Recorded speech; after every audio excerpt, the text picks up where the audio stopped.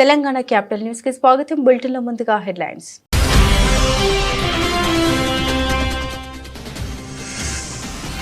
దుబాయ్లో 15 ఏళ్లకు పైగా అనుభవం ఉన్న వారికి శుభవార్త. నర్సులు, టీచర్లకు యుఏఈ గోల్డెన్ వీసా.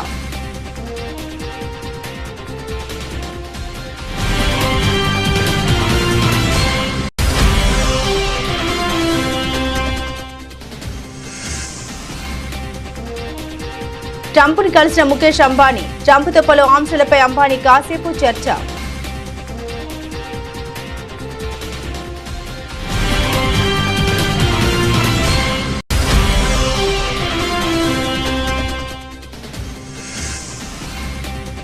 రాష్ట్రపతికి సుప్రీంకోర్టు డెడ్లైన్ పెట్టొచ్చా? అత్యున్నత న్యాయస్థానానికి రాష్ట్రపతి ముర్ము సూటి ప్రశ్న.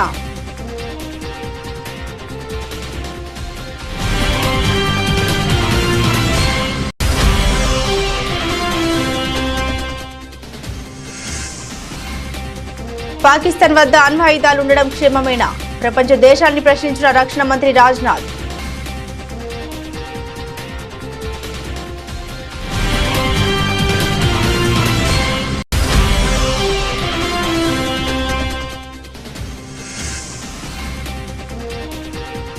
సరస్వతి పుష్కరాలు ప్రారంభం. భారీగా తరలి వస్తున్న భక్తులు.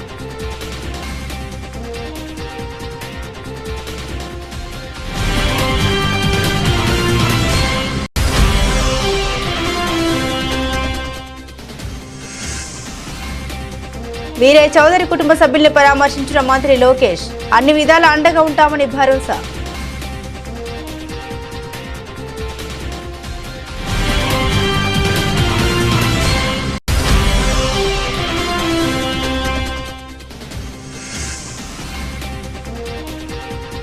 ఓరుగల్లులో అందగత్తెల సందడి. యునెస్కో గుర్తింపు పొందిన రామప్పలో సందడి.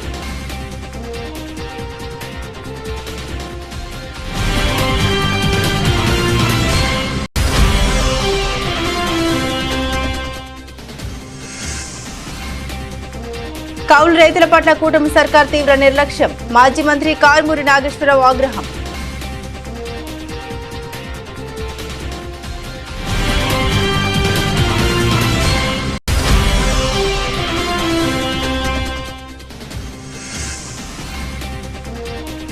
కంచ గచ్చిబౌలి భూముల వ్యవహారం. ప్రభుత్వ అధికారులపై సుప్రీంకోర్టు సీరియస్.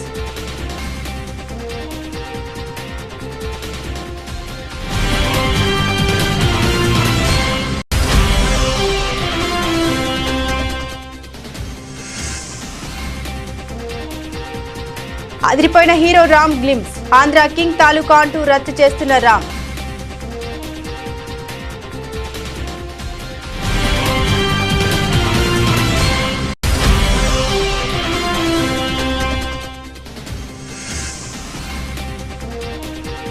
ఫ్రాంచైజీలకు ఊరటనిచ్చిన బీసీసీఐ. నిబంధన సడలింపునకు ఓకే.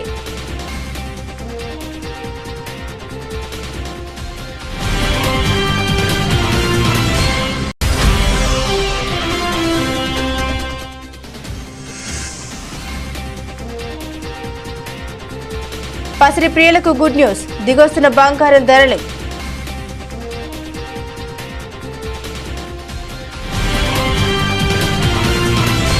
నర్సులకు 10 ఏళ్ల గోల్డెన్ వీసా ఇవ్వనున్నట్లు యునైటెడ్ అరబ్ ఎమిరేట్స్ యుఏఈ ఈ నెల 12న ప్రకటించింది. దుబాయ్ హెల్త్ శాఖలో 15 సంవత్సరాలకు పైగా పనిచేసిన అనుభవం కల వారికి ఈ వీసాను ఇస్తామని తెలిపింది. ఎంపిక చేసిన విదేశీయులకు 10 ఏళ్ల రెసిడెన్సీని ఇచ్చే గోల్డెన్ వీసా పథకాన్ని 2019లో ప్రారంభించారు. విద్యా, వైద్య రంగాల్లో క్వాలిఫైడ్ ప్రొఫెషనల్స్, పెట్టుబడిదారులు, ఔత్సాహిక పారిశ్రామికవేత్తలు, సాంకేతిక పరిజ్ఞానం, సృజనాత్మకత పరిశ్రమలు, గేమింగ్ వంటి రంగాల్లో పనిచేస్తే నైపుణ్యం గల కార్మికులు ఈ వీసాను పొందవచ్చు. 10 ఏళ్ల గోల్డెన్ వీసా పథకాన్ని టీచర్లు, విద్యావేత్తలకు కూడా వర్తింపజేస్తామని విజ్ఞానం, మానవ అభివృద్ధి సంస్థ ప్రకటించింది. దుబాయ్లోని ప్రైవేట్ ఎడ్యుకేషనల్ ప్రొఫెషనల్స్ కు ఇది వర్తిస్తుందని తెలిపింది. శిశు సంరక్షణ కేంద్రాలు, పాఠశాలలు, విశ్వవిద్యాలయాల్లో పనిచేస్తూ అద్భుతమైన పనితీరు కనబరిచిన విద్యా ప్రమాణాలను పెంచిన వారికి గోల్డెన్ వీసా ఇస్తామని తెలిపింది. ఖత్తర్ పర్యటనలో ఉన్న అమెరికా అధ్యక్షుడు డొనాల్డ్ ట్రంప్ ను రిలయన్స్ ఇండస్ట్రీస్ అధినేత, ఆసియా కుబేరుడు ముఖేష్ అంబానీ మర్యాదపూర్వకంగా కలిశారు. ఖత్తర్ లూసైల్ ప్యాలెస్ లో నిర్వహించిన విందులో ట్రంప్ తో పాటు Qatar Sheikh Emir Tamim bin Hamad తోనూ ముచ్చటించారు. ఈ సందర్భంగా ట్రంప్తో పలు అంశాలపై అంబానీ కాసేపు చర్చించారు. ఇందుకు సంబంధించిన వీడియో బయటకు రావడంతో నెట్టింట వైరల్ గా మారింది. ఇక ఈ వీడియోలో రిలయన్స్ చీఫ్ అమెరికా వాణిజ్య కార్యదర్శి స్టీవ్ లుట్నిక్తో అంబానీ స్నేహపూర్వకంగా సంభాషించడం కూడా ఉంది. కాగా అమెరికా అధ్యక్షుడి గౌరవార్థం ఖత్తర్ సర్కార్ ఏర్పాటు చేసిన ఈ అధికారిక విందులో టెస్లా అధినేత మస్క్తో పాటుగా పలువురు ప్రముఖులు పాల్గొన్నారు. జనవరిలో రెండవసారి అమెరికా అధ్యక్షుడిగా ప్రమాణ స్వీకారం చేసిన తర్వాత ట్రంప్తో అంబానీ ఇది రెండవ సమావేశం. జనవరిలో ట్రంప్ రెండవ ప్రమాణ స్వీకారానికి ఒకరోజు ముందు ముఖేష్ అంబానీ ఆయన భార్య నీతా అంబానీ ట్రంప్ను కలిశారు. తమిళనాడు ప్రభుత్వం వర్సెస్ గవర్నర్ కేసులో ఏప్రిల్ 8న సుప్రీంకోర్టు రాష్ట్ర బిల్లులపై రాష్ట్రపతి గవర్నర్ 3 నెలల్లో ఒక నిర్ణయం తీసుకోవాల్సిందేనని తీర్పు వెలువరించింది. గడువులోకి ఆమోదించడమో వెనక్కి తిప్పి పంపడమో ఏదో ఒకటి చేయాలని స్పష్టం చేసింది. బిల్లులు ఆమోదించకపోతే ఎందుకనే కారణాలు ఖచ్చితంగా చెప్పాలని తెలిపింది. ఈ తీర్పు తర్వాత కూడా ఇలాగే చేస్తుంటే సర్వోన్నత న్యాయస్థానాన్ని ఆశ్రయించవచ్చని రాజ్యాంగ అధికరణం 147 ప్రకారం గవర్నర్ల నిష్క్రియాపరత్వాన్ని న్యాయ సమీక్ష చేసేందుకు సంపూర్ణ అధికారం సుప్రీంకోర్టుకు ఉందని justice JB Pardiwala R Mahadevan ధర్మాసనం వెల్లడించింది. అయితే సుప్రీం ఇలా కాల పరిమితి విధించడంపై రాష్ట్రపతి ద్రౌపది ముర్ము తీవ్రంగా స్పందించారు.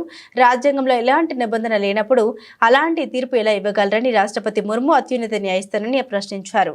Justice JB Pardiwala justice R Mahadevan ఇచ్చిన 415 పేజీల తీర్పును సమీక్షించాలని కోరుతూ పిటిషన్ దాఖలు చేశారు.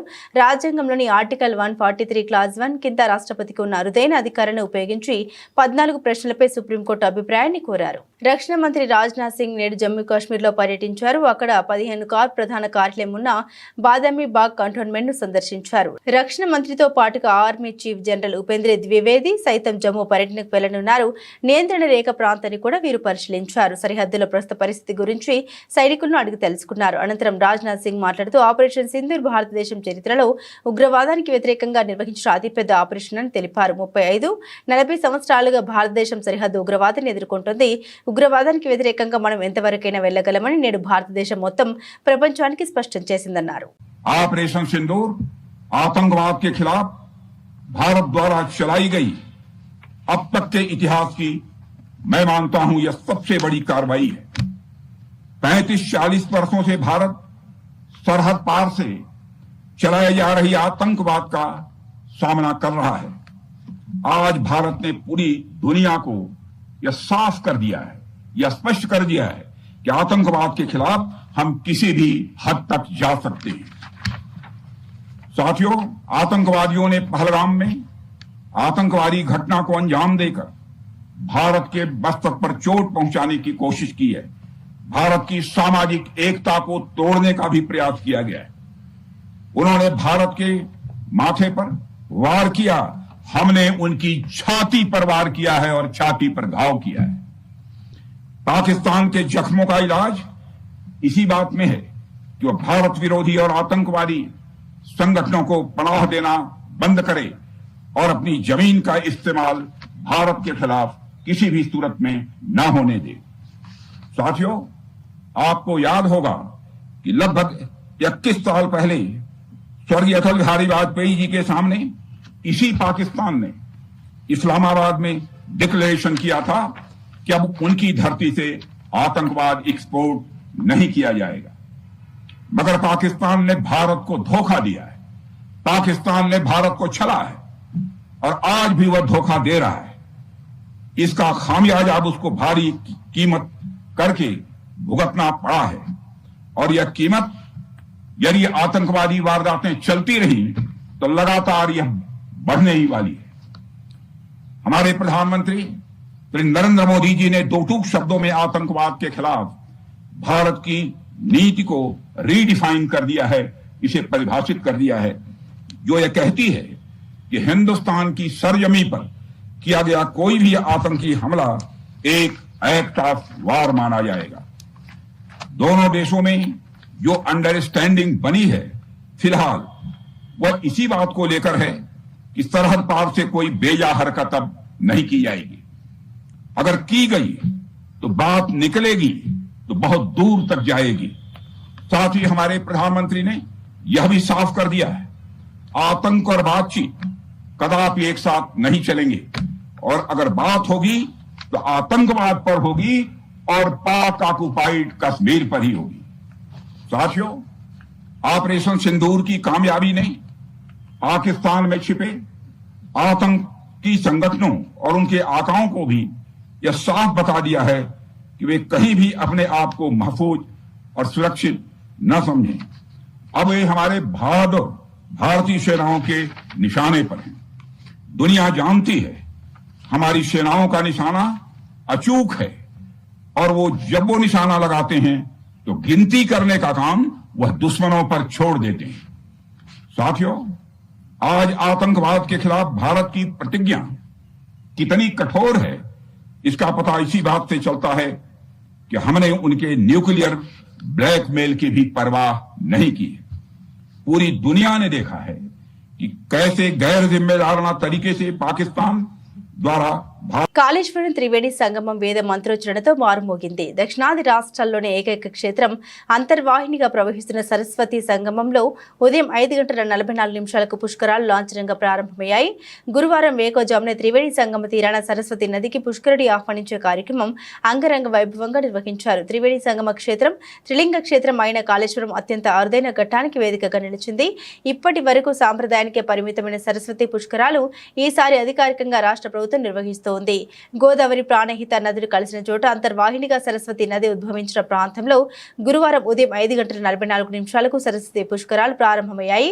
గోదావరి పుష్కరాల సమయంలో వీఐపీ ఘాట్ సరస్వతి ఘాట్లో సరస్వతి నది పుష్కరాలను నిర్వహిస్తున్నారు. రాష్ట్ర ఐటీ పరిశ్రమల శాఖ మంత్రి దుద్దిల్ల శ్రీధర్ బాబు, ఆయన సతీమణి దేవాదాయ శాఖ principal secretary Shailaja Ramaiyer, high court న్యాయమూర్తి సూరపల్లి నంద, భూపాలపల్లి ఎమ్మెల్యే గండ్ర సత్యనారాయణరావు, జయశంకర్, భూపాలపల్లి జిల్లా collector Rahul Sharma, trading corporation chairman Aitha Prakash రెడ్డిలతో పాటుగా పలువురు ప్రముఖులు త్రివేణి సంగమ క్షేత్రంలో సరస్వతి పుష్కర వేడుక ప్రారంభోత్సవ కార్యక్రమానికి హాజరయ్యారు. విఘ్నాధిపతి అయిన విఘ్నేశ్వరునికి తొలి పూజలు చేసిన తర్వాత సరస్వతి నది పుష్కర మహోత్సవ వేడుకలకు అంకురార్పణ చేశారు.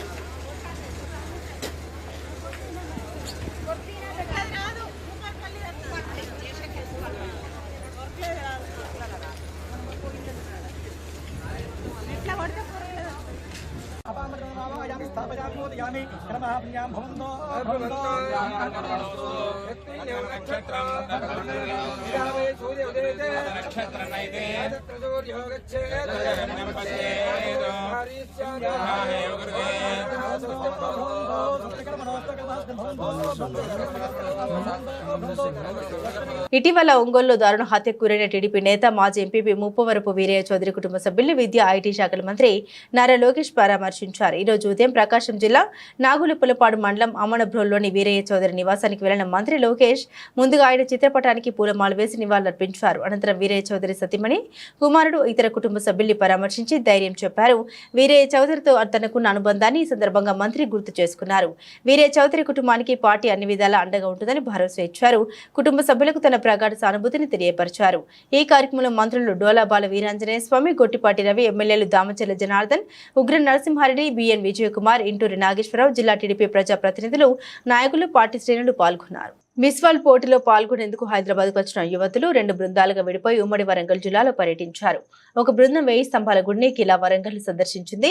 కేసీఆర్ హయాంలో యునెస్కో గుర్తింపు పొందిన రామప్ప గుడిని మరో బృందం సందర్శించింది. యువతుల పర్యటన నేపథ్యంలో రామప్ప గుడి, 1000 స్తంభాల ఆలయం, కిలా వరంగల్ తో పాటు నగరాన్ని సుందరంగా అలంకరించారు.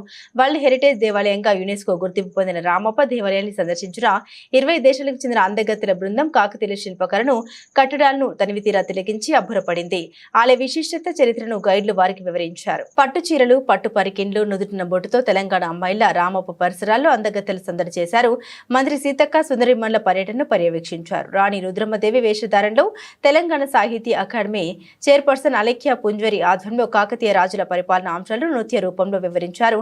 రంజిత్ పేరిణి నృత్య కళా బృందం 65 మంది పేరిణి కళాకారులతో సత్యం, శివం, సుందరం, శివతాండవం ప్రదర్శనను లైట్ అండ్ సౌండ్ షోతో ప్రదర్శించింది.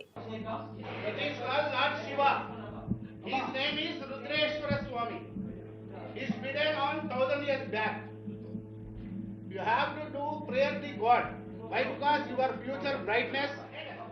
Hare Namo Parvati Padme Har Har Namah Shivaya Namah Namah Namah Namah Namah Namah Ugraya Namo Agre Vadaya Gadore Vadaya Namo Agre Jahani Aset Namo Vrikshe Jawahari Namo Agre Jahani Aset Namo Vrikshe Jawahari Namaskara Less than 0.9 density grams per cc. If I put this, now you see it floats on water. Now you could see, this is the great skill of the Kakatiya architects who have built this temple 800 years back. Now why did they create this floating brick? They would have realized at that time that if they use the normal brick, there will be heavy load on the foundation. So the whole temple will sink and get destroyed. So this is what we call creative genius of those sculptors who have visualized what's going to happen after 800 years, after 1000 years.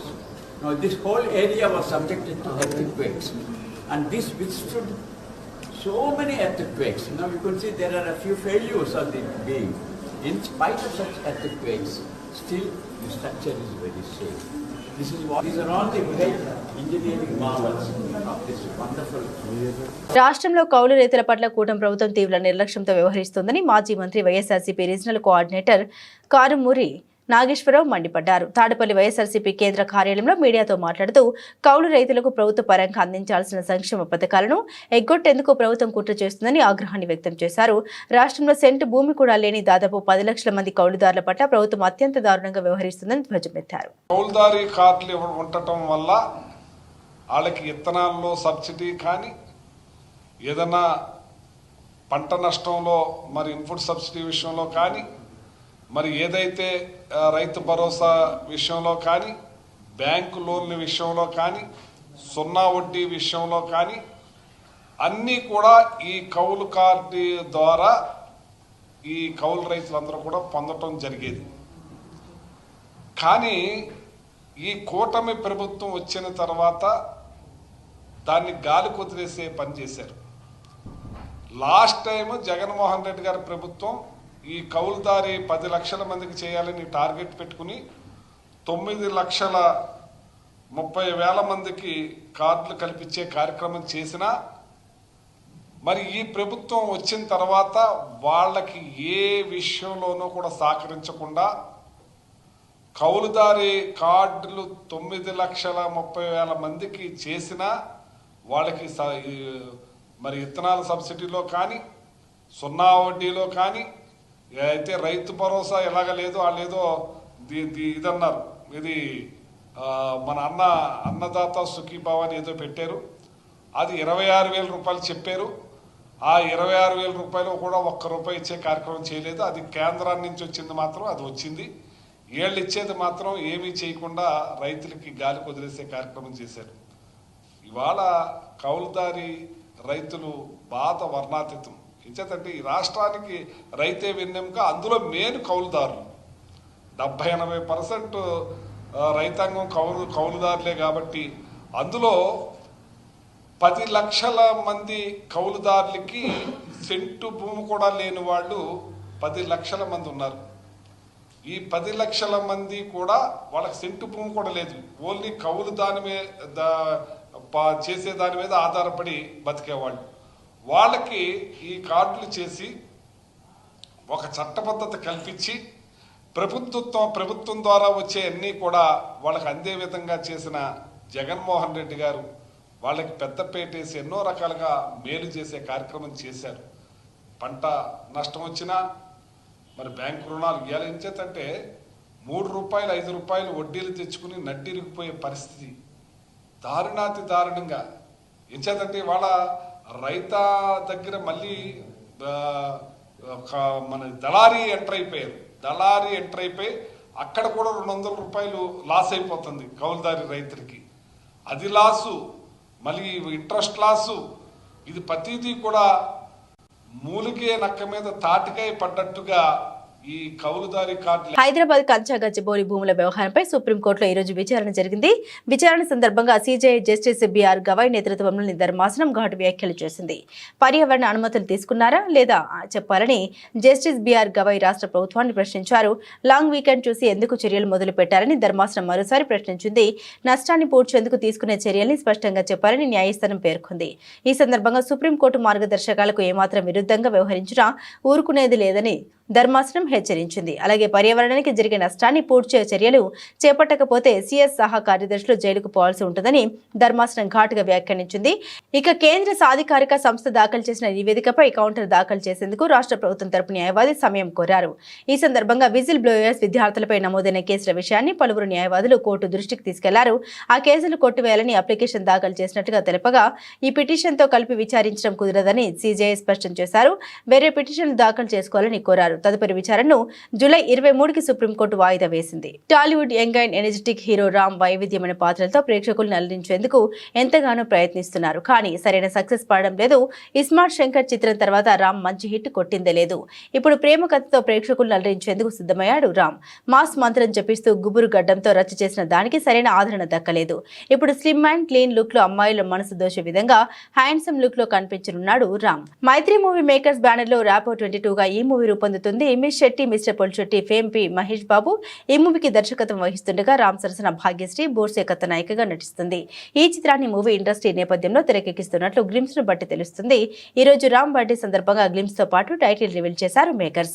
Glimpse లో cinema థియేటర్లో టికెట్ల కోసం పలుకుబడిని వాడడం, MLA police తాలూకా ఆంటో tickets advance booking చేయడం, తర్వాత Andhra king సూర్య cinema అంటే మామూలు విషయమా అని చెప్పడం, మన హీరో ఎంట్రీ ఇచ్చి ఫ్యాన్ ని అని చెప్పి ఆంధ్ర కింగ్ తాలూకా అని 50 టికెట్లు తీసుకోవడం వంటివి చూస్తుంటే నిజంగానే ఇదొక ఫ్యాన్ బయోపిక్ మాదిరిగానే అనిపిస్తుంది.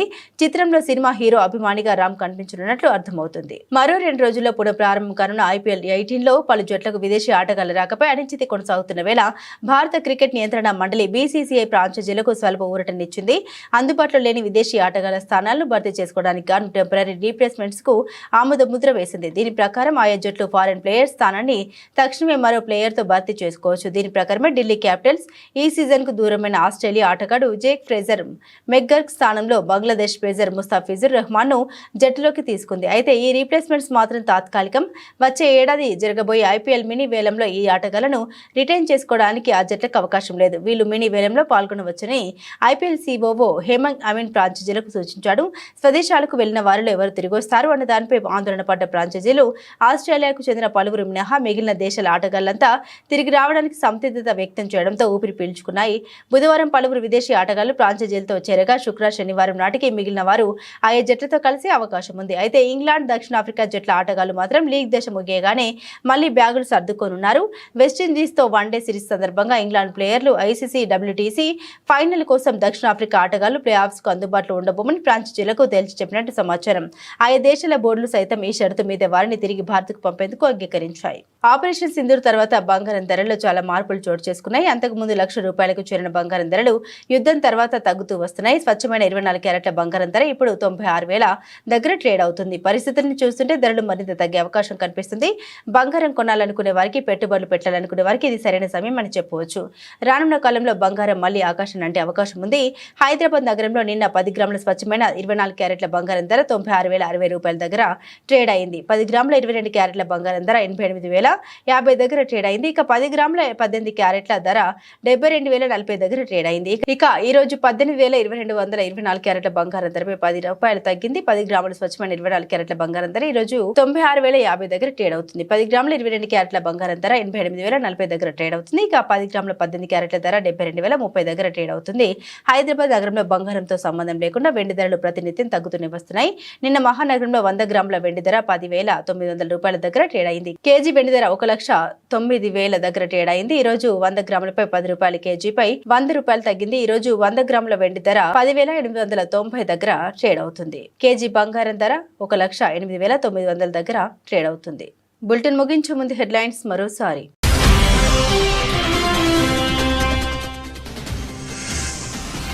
దుబాయ్లో 15 ఏళ్లకు పైగా అనుభవం ఉన్న వారికి శుభవార్త. నర్సులు, టీచర్లకు UAE గోల్డెన్ వీసా.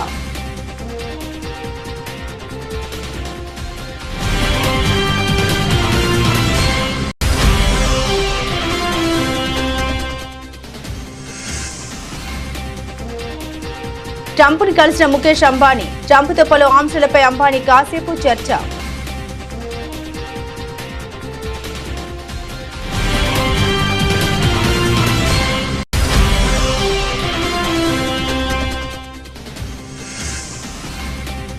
రాష్ట్రపతికి సుప్రీంకోర్టు డెడ్ లైన్ పెట్టొచ్చా?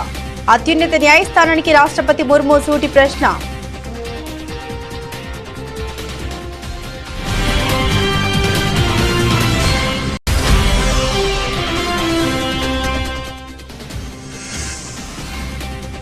పాకిస్తాన్ వద్ద అణ్వాయుధాలు ఉండడం క్షేమమేనా?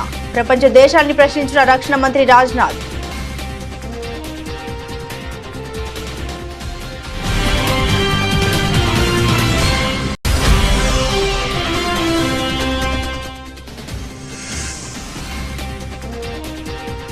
సరస్వతి పుష్కరాలు ప్రారంభం. భారీగా తరలి వస్తున్న భక్తులు.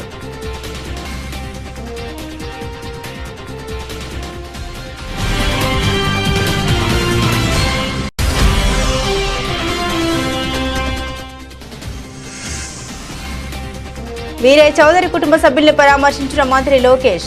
అన్ని విధాల అండగా ఉంటామని భరోసా.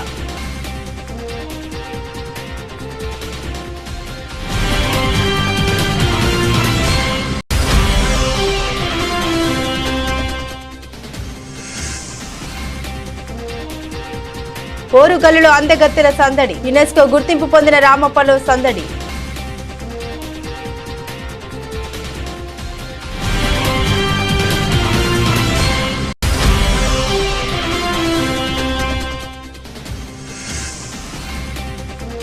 కౌలు రైతుల పట్ల కూటమి సర్కార్ తీవ్ర నిర్లక్ష్యం. మాజీ మంత్రి కారుమూరి నాగేశ్వరరావు ఆగ్రహం.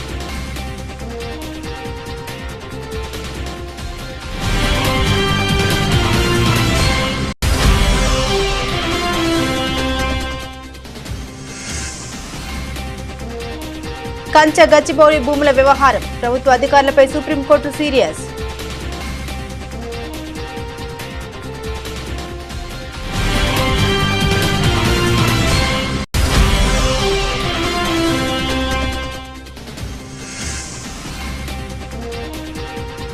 అదిరిపోయిన hero Ram glimpse. Andhra king taluka అంటూ రచ్చ చేస్తున్న రామ్.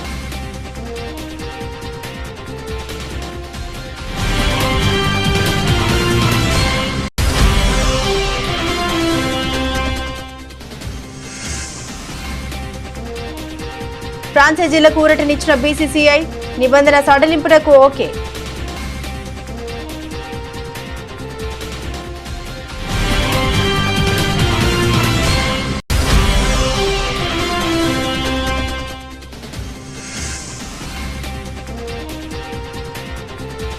పసిరి ప్రియులకు గుడ్ న్యూస్. దిగొస్తున్న బంగారం ధరలు.